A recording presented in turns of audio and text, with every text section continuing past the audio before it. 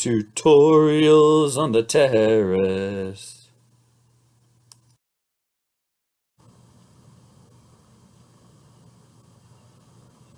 Hello. Welcome to our final episode of Tutorials on the Terrace. Now, we still have our live WebEx meeting next week during our regular class periods, but this will be the last tutorial we have here on this beautiful terrace where we will be exploring Acts 4 and 5 of The Tempest. So, let's jump on in. All right, here we are, week 8, ready to finish up The Tempest. First off, though, remember that you have your Brit Lit Creative project, which is due by the final class period, which is next week Tuesday,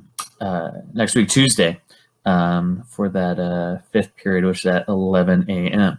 And if you have no idea what I'm talking about, make sure that you see last week's video for directions. And as always, if you have questions or comments, there will be a WebEx office hour meeting today at 2:30. So if you have any questions, you can ask me then.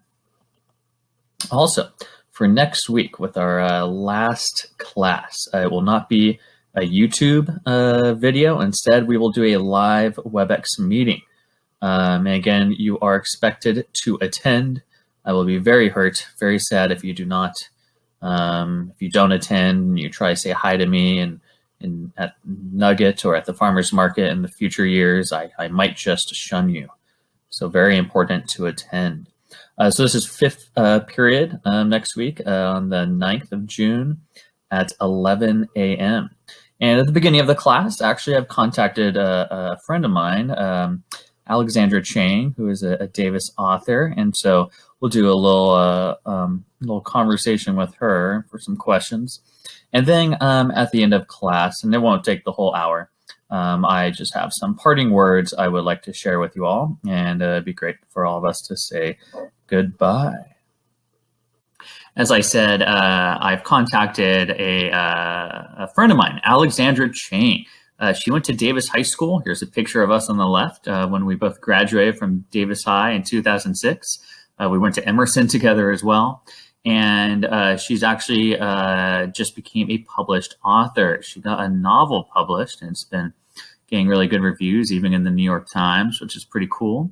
And it is called Days of Distraction. And the novel even takes place, a few chapters take place in Davis. Even the main character kind of has some flashbacks to Davis High School.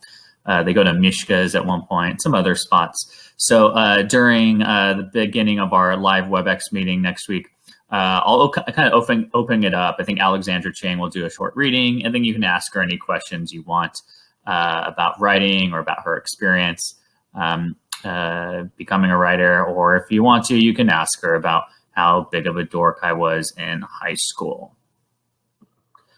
So going back to The Tempest here.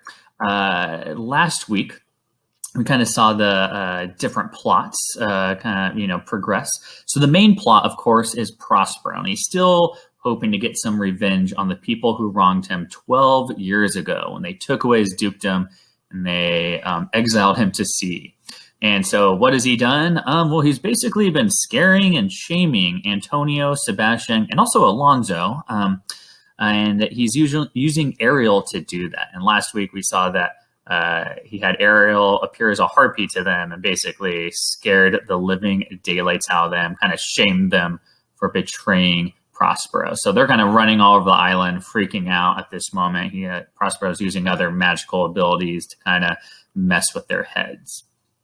We also have this kind of comedic subplot in a sense. Caliban is hanging out with the drunk Trinculo and Stefano. And he's kind of convinced them, so for some reason, Caliban thinks Trinculo is a god.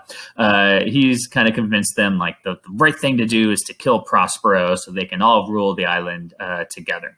But they really suck at forming a plan, and Ariel is messing with them as well, and with magic and other mystical elements. So they're also running around the island, just not really doing much of anything productive. Again, it's supposed to be kind of funny. Then there's kind of the cute subplot, which is Ferdinand and Miranda. That's right, Prince Ferdinand, who is King Alonso's son, has fallen in love with Miranda. Miranda's fallen in love with him, although Miranda also hasn't really seen another human before other than her dad. So, yeah. But they love each other, and now they want to get married. And last week, we saw that Prospero puts on a little marriage blessing for the young lovers, featuring magic and just overall funkiness. Again, that scene can be very strange if you watch on stage, but it's kind of cool. So what happens, though, is that Prospero suddenly remembers that Caliban, Trinculo, and Stefano are about to attempt to kill him. So he stops the blessing ceremony very quickly, as you saw last week. And he delivers this speech. It's a very famous speech. This is the speech that I'm having you guys do your creative project on. And Prospero comes to a realization. So I do want you to make sure that you jump into the speech, read the speech again, and kind of consider, what does he learn, right? He has a speech where he says, our revels now are ended. Revels being our entertainment, right? These are actors, as I foretold you, we're all spirits and are melted into air, into thin air. And like the baseless fabric of this vision, the cloud-capped towers, the gorgeous palaces, the solemn temples, the great globe itself, yea, all which inherit, shall dissolve. And, like this insubstantial pageant faded, leave not a rack behind. We are such stuff as dreams are made on, and our little life is rounded with a sleep. So as I said, a very famous speech. And the one that you guys are looking at in terms of your creative project, I've actually received some of your projects, and they look quite wonderful. But what is it that what does Prospero realize? What is the realization he comes to in this speech? Well, we might say that on the surface, right, that he's just saying that the revels, as he said, that the revels now are ended. When he says here that the revels have ended, what he maybe means is just this marriage blessing is over, right? This funkiness, all this magic that he was putting on for Ferdinand and Miranda, that's over, right? And now Ferdinand and Miranda need to advance their relationship to something more real than these magical spirits, right? These spirits that have dissolved, right? It's surrounded with a sleep. It is over, right? And now it's time to move on. That might be an interpretation we can have of this. If Prospero is truly completely in control and he's just trying to pass on a message to Ferdinand and Miranda, maybe that's it. But I'll be honest, I don't think that is it. And I think when you watch the actor who played Portrayal last week, he kind of he delivers the speech in a way that it reveals that something else is going on in his own mind. As he speaks this speech, it's more about him. And I think that Prospero realizes, as he gives this speech, that his time as a controlling sorcerer must come to an end, right?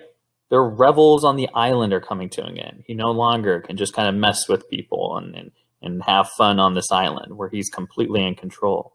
His revels with getting his payback on his brother and company are coming to an end, right? He's kind of having fun with it. He kind of has fun controlling them. I think Prospero realizes, this phase of his life is coming to an end. It's over. And he's got to grow up and move on in life. Now, in Act 5, we see that there is a great reconciliation at the end of this play. And this is how all the major romances of Shakespeare kind of end. There's always reconciliation at the end of these 4 plays, which are Pericles, The Tempest, A Winter's Tale, and a play called Cymbeline. And so what we actually see, it's kind of neat. It's Ariel who convinces Prospero to forgive those who wronged him instead of continuing to torment them on the island. We saw in that speech that I think Prospero already realizes it's time to move on, but it's Ariel, this spirit, right? His own servant is the one who kind of tells Prospero, hey, I think you should forgive these people. And sure enough, Prospero realizes that Ariel is right, and he does reconcile with his brother. And he also decides to leave the island with his brother and with everyone. He's forgiven them. He's going to return. And he even embraces his brother. A lot of play productions, he actually hugs his brother. And, the whole audience goes, "Oh, it's so very sweet." Even though his brother is still kind of a scumbag. We also see that Prospero reveals to Alonso that his son Ferdinand is still alive and is in fact in love. So again, Ferdinand thought his dad was dead. Alonso thought his son was dead. There's this great reconciliation moment between the father and son, and they're both very happy. And then Miranda, she sees all these new people, Antonio, Alonso, all these folks, are there. And as she sees these new people, she recites her most famous line, which is, "How beauteous mankind is, oh, brave new world that has such people in it." So that line of, "Oh, brave new world," or just "Brave New World," if you've ever read the novel titled Brave New World, this is where the quote comes from. So it's a very nice ending here with a lot of reconciliation occurring in Act 5. And the audience is happy and we're all smiling. It's wonderful. Then we also find out that Ariel has, of course, fixed the ship, right? And brings out the mariners from Act 1, Scene 1, to take everyone back to Italy, except for Caliban. Caliban's going to be chilling on the island. So that's really convenient. But before he leaves, Prospero actually performs 3 important actions. He recognizes Caliban. He has a nice kind of line about Caliban where he kind of recognizes that Caliban is sort of a part of him. So again, you can analyze this play a lot with the role of master and servant and slave, and you can definitely do a lot of fascinating essays. A lot of essays have been written on that, especially in terms of Caliban. I haven't gone too far into it in this unit, but it's nice to have this recognition with Prospero and Caliban at the end.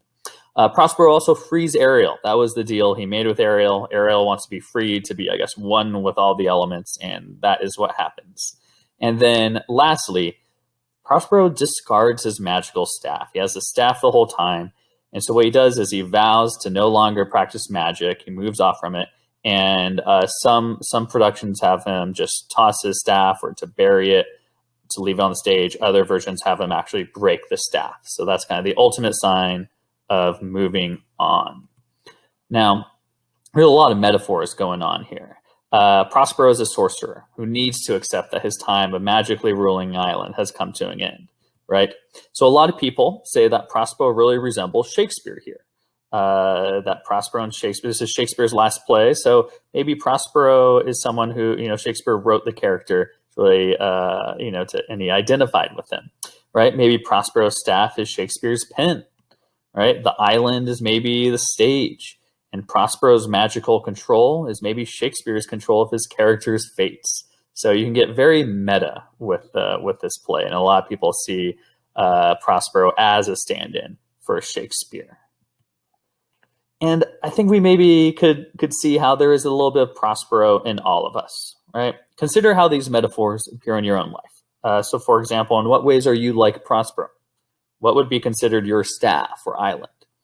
How does your desire for control manifest itself in your own life? I know that for me personally, I definitely can relate to Prospero. I mean, I think Davis, the city of Davis, can kind of be considered my own magical island. Very safe here. It feels very convenient. I'm very much in control. Or maybe this classroom is my own island, Prospero's island, because again, it's a place where I am in control of everything. I'm the teacher here. In terms of a staff, maybe that would be considered my computer, or even maybe my PowerPoints here, or my PowerPoint clicker. In the end, I think that the message of The Tempest can kind of be summed up this way. Life changes, right? And there comes a time when you've got to move on from your safe structures and habits, even if that means letting go of control. At some point, you've got to break your staff and leave the island.